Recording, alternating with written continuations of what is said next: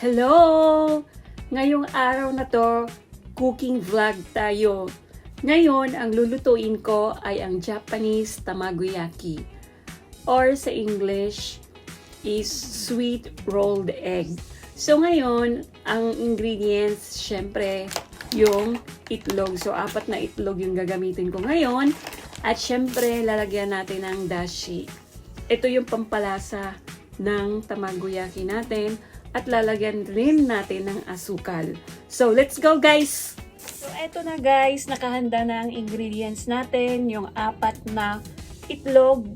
4 lang kasi 3 lang naman kami dito sa bahay.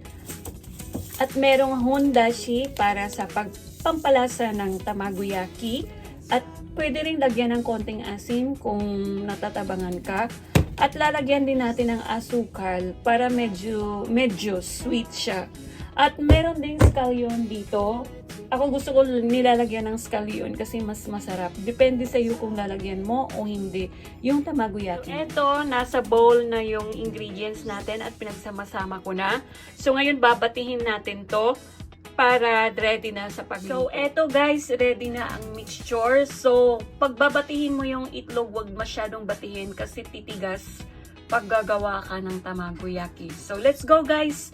Handa na tayo sa pagluluto. Ito ang kawali na ginagamit sa paggawa ng tamagoyaki dito sa Japan. So let's go! So ngayon, lalagyan natin ng konting oil. Konting-konti lang talaga kasi itong pan na to is, itong kawali na to is non-sticky siya. So hindi na kailangan ng maraming mantika. So ngayon, ilalagay na natin yung mixture natin na itlog.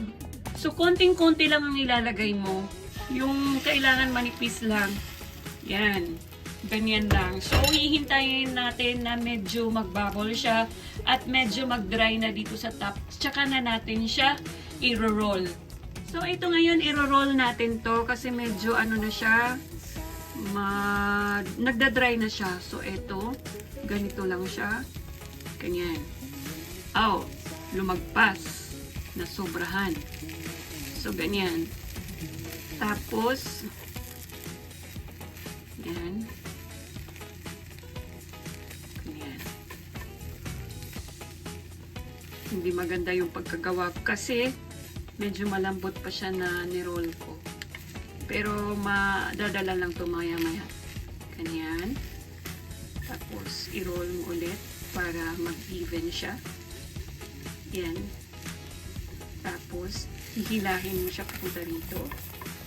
Ganyan. Tapos, lalagyan mo ulit ng mixture. Yan. Yan. So, hihintayin ulit natin na mag-dry yung itlog. Ito, tapos na ang tamagoyaki at hihiwain natin ito. At ito, hihiwain na natin ang ating tamagoyaki. Yummy, yummy tamagoyaki.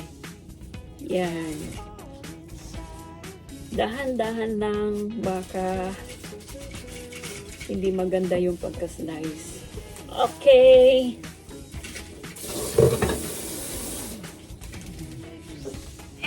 Luto na ang aking homemade tamagoyaki. Let's eat! Yummy, yummy, yummy!